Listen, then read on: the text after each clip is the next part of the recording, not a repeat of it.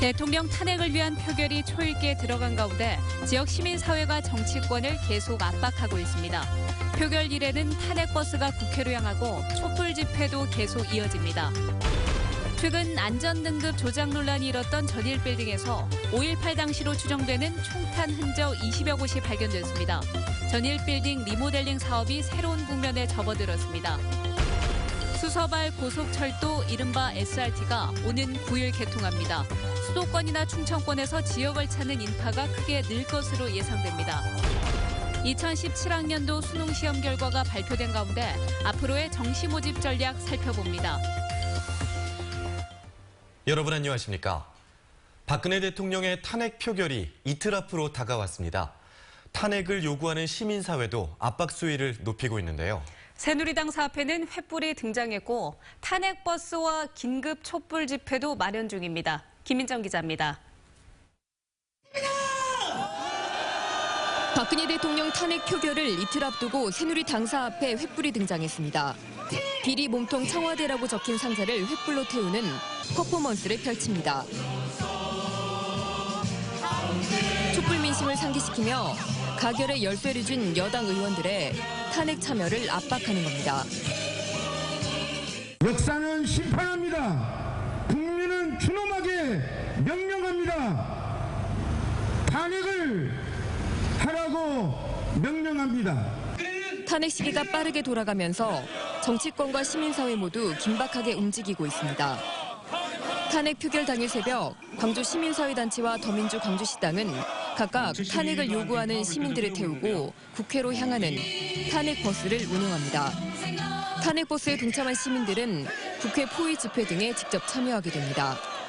탄핵안이 올라가는 본회의장을 지켜만 볼 수는 없다. 각각 직접 국회 앞으로 달려가서 국회를 포위하고 반드시 탄핵안이 가결될 수 있도록 하겠다라고는. 표결 당일인 오는 9일 오후 2시부터는 새누리당사 앞에서 탄핵안 처리를 지켜보는 시민 참여 생중계가 이어지며 가결 여부와 관계없이 오후 6시부터는 광주 금남로에서 긴급 시국 촛불 집회가 열립니다. 다음 날인 토요일 오후에는 방송인 김재동 씨가 참석하는 만민공동회가 시민들의 직접 민주주의, 광장을 열다를 주제로 금남로에서 열리며 제7차 시국 촛불 집회가 이어집니다. MBC 뉴스 김민정입니다. 박근혜 대통령의 퇴진을 요구하는 현수막이 광주시청 본청 건물에 걸렸습니다. 전국 공무원 노조 광주시 지부는 오늘 광주시청 본청에 박근혜는 퇴진하라는 내용의 대형 현수막을 걸었습니다. 현재 광주 서구청과 광산구청에도 시국 현수막이 걸린 가운데 나머지 3개 구청도 오늘과 내일 사이 시국 현수막을 게시할 것으로 알려졌습니다. 수서발 고속철도, 이른바 SRT가 이틀 뒤인 모레부터 운행을 시작합니다. 수도권이나 충청권에서 광주 전남을 찾는 인파가 크게 늘 것으로 예상되는데요. SRT가 몰고 올 기대 효과를 정경욱 기자가 취재했습니다. 현재 광주와 서울을 오가는 KTX는 하루 48차례 왕복 운행합니다.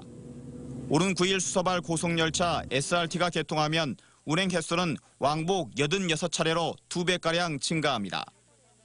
기존 KTX가 수도권 서부권에 치우쳐 있는 만큼 수도권 동남권에 대한 접근성이 개선된다는 점에서 이용객들은 SRT 개통을 반기고 있습니다. 뭔가 선택폭이 더 넓어지는데 아무래도 기대해봐도 괜찮을 것 같아요. 송정역의 하루 이용객도 현재 13,000명에서 23,000명으로 80% 가까이 증가할 것으로 예상됩니다. 1913 송정역 시장 등 송정 역세권 상가들은 지역 상권이 한 단계 더 도약할 수 있는 기회라며 SRT 개통을 기다리고 있습니다. 내 가게뿐만이 아니고 시장 전체에 사람들이 많아지니까 그러면은 상인들 입장에서는 더 좋죠. 관광지도 지난해 KTX에 이어 이번에는 SRT 특수를 기대하고 있습니다. KTX 개통 이후 담양, 순천, 구례 등 전남을 찾은 관광객은 25%가량 증가했고 특히 여수는 한 해 관광객 1,000만 명 시대를 열기도 했습니다. 남도 막기행이라는 테마로 해서 광주 전남을 많이 찾을 것으로 예상되고 있고요. 특히 수서발 고속철의 주 이용객이 서울 강남 3구 등지에 구매력 높은 소비층일 것으로 예상되는 가운데 이들을 최대한 끌어들인다면 지역 경제에 미칠 긍정적 영향이 극대화될 수 있다는 분석도 있습니다.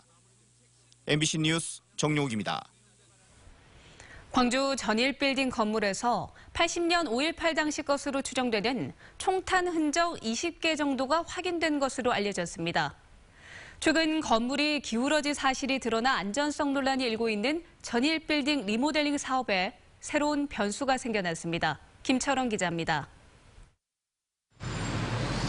크레인에 올라간 국과수 직원들이 건물 외벽을 살펴보고 있습니다.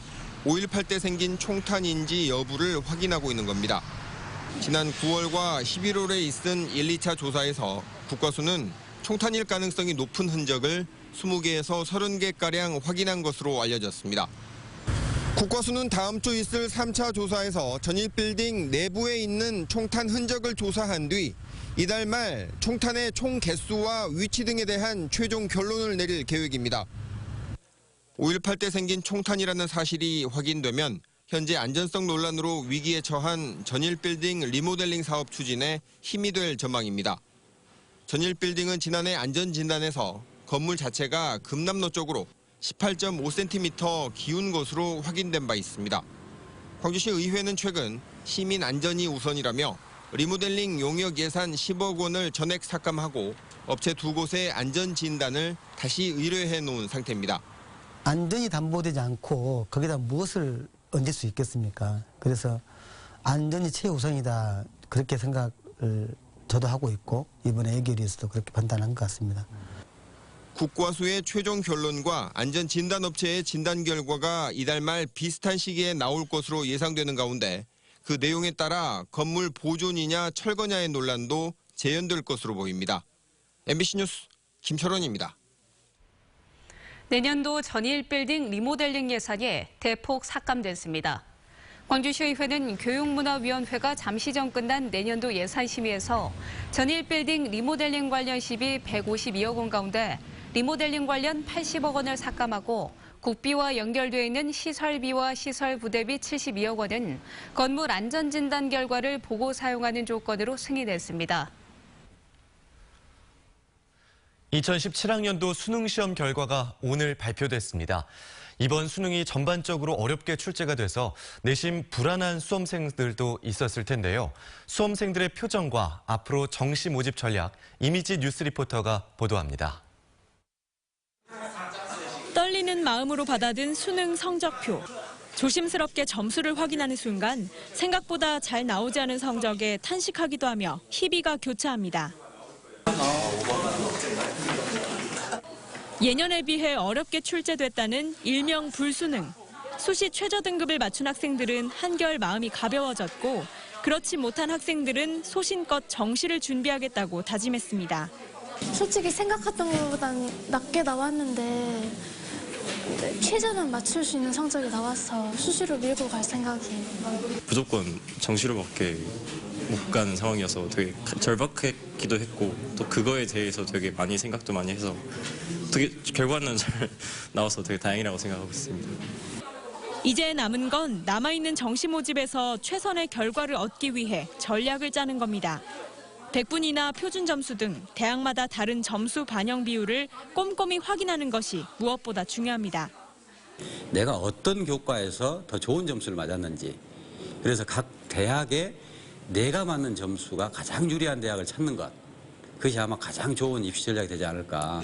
각 학교에서 이루어지는 1:1 맞춤 상담을 이용하거나 대학 입시업체가 마련한 정시 설명회에 참여하는 것도 대입 전략에 필요한 정보를 얻는 좋은 방법입니다. 다음 주 중으로 최종 수시 합격자가 발표되고 나면 이번 달 말부터 본격적인 정시 모집이 시작됩니다. MBC 뉴스 이미지입니다.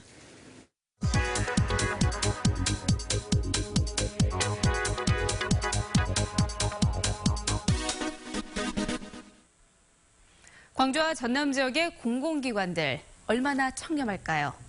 국민권익위원회가 2016년 공공기관의 청렴도를 측정해서 그 결과를 발표했습니다. 전남의 종합청렴도는 6.65점, 17개 광역단체 가운데 17위로요. 전국 꼴찌였습니다. 광주는 7.19점으로 전국 9위였습니다. 지난해보다 2단계는 올랐지만 여전히 중위권에 머물고 있습니다. 전국 31개 지방공사 가운데서 광주도시철도공사는 8.5점으로 1위를 차지한 반면 광주도시공사와 전남개발공사는 나란히 이렇게 최하위권을 차지했습니다. 이번 조사 결과 광주와 전남 지역의 지자체와 교육청을 통틀어서 1등급이 단 한 곳도 없었습니다. 종합청렴도는 외부와 내부 청렴도 그리고 정책국의 평가 점수를 평균 낸 것에요. 부패 사건 발생과 신뢰도 저해 행위 횟수를 반영한 겁니다. 카드뉴스였습니다. 고병원성 조류 인플루엔자 확산으로 전국이 AI 방역을 하느라 비상이 걸려 있습니다. 전국 최대 오리 산지인 나주 시오리 농장에서도 AI가 확진돼 농장 간의 수평 전염 우려가 컸지만 아직까지는 가능성이 낮은 것으로 나타났습니다. 이계상 기자입니다. 지난달 말 고병원성 AI 확진 판정을 받은 나주의 시오리 농장에서 새끼 오리를 분양받은 농장은 37곳. 이들 농장에 대해 정밀 조사를 벌인 결과 28개 농가에서 AI 바이러스가 검출되지 않았고 9농가에 대해서는 검사가 진행 중입니다. 해당 농가들은 보성의 부화장을 거쳐 오리를 공급받고 있었는데 시오리 살처분과 함께 부화 중이던 알이 곧바로 폐기 처분돼 수평 전염 가능성이 낮은 것으로 알려졌습니다. 전부 다 100% 37농가 전대 다 나오려면 내일 중으로 알려야 될 것 같고 현재 28농가는 이상이 없다는 거 검사 결과. 나주 시오리 농장 반경 10km 이내의 농장들을 임상 관찰한 결과에서도 폐사나 산란율 감소 등의 AI 특이 상황은 나타나지 않았습니다. 하지만 전라남도는 AI 기세가 여전히 꺾이지 않은 상황이라며 긴장의 끈을 놓지 않고 있습니다. 전남 전체를 대상으로 최근 5년 동안 2번 이상 AI가 발생한 지역 등을 중점 관리 지구로 지정해 정밀 조사에 들어갈 예정입니다. 한편 나주 동광면의 한 시오리 농장에서도 AI 간이 검사 결과 양성이 나와 방역 당국이 고병원성 여부를 조사하고 있습니다. MBC 뉴스 이계상입니다. 3D 프린팅 광주센터와 광주 스마트 미디어 센터가 남구 CGI 센터의 문을 열고 본격적인 업무를 시작했습니다. 3D 프린팅 광주센터는 3D 프린팅 장비와 시제품 제작 등을 지원하며 스마트 미디어 센터는 가상현실 미디어를 중심으로 중소벤처기업의 사업화를 지원합니다. 광주시는 제품 개발이나 창업을 지원해 다양한 비즈니스를 창출하는 가상현실과 3D 프린팅 산업을 육성할 계획입니다. 삼성전자 가전라인의 해외 라인 이전을 단독 보도한 광주 MBC가 광주 전남 민주언론 시민연합이 주는 2016 민주언론상에 선정됐습니다. 광주 MBC는 올해 1월 삼성전자가 광주 공장의 백색 가전 생산 라인을 베트남으로 이전한다는 사실을 단독 보도한 이후 지역 경제에 미치는 영향을 연속 보도했고 이후 총선에서 삼성전장 산업 유치 등의 의제를 이끌어냈습니다. 시내버스와 농어촌버스 요금이 인상될 전망입니다. 전라남도 소비자정책위원회는 오늘 회의를 열고 8.1%에서 10.97%에 이르는 세 가지 시내버스와 농어촌버스 운임 인상안에 대해 심의하고 의결할 계획입니다. 전남의 버스 요금은 지난 2013년 인상된 뒤 동결되고 있습니다. 더불어민주당 위성곤 의원 등은 세월호 특별조사위원회의 활동기간을 보장하고 청와대 조사를 명시한 세월호 특별법 개정안을 재발의했습니다. 개정안은 특조위의 활동기간을 내년 12월 31일까지로 하고 선체 인양이 완료되지 않았을 경우 인양 완료 뒤 6개월까지로 규정했습니다. 특히 특조위의 조사 대상인 정부 대응의 적정성에 청와대를 포함시키고 정부의 조사 방해 행위를 방지하는 등 특조위의 권한과 독립성을 강화한 내용이 담겼습니다. 우울증을 앓던 20대 여성이 가족들에게 흉기를 휘둘러 경찰이 수사에 나섰습니다. 오늘 오전 8시쯤 광주시 서구 농성동의 한 주택에서 21살 한모 씨가 휘두른 흉기에 아버지와 할머니가 찔려 목과 어깨 등을 다쳤습니다.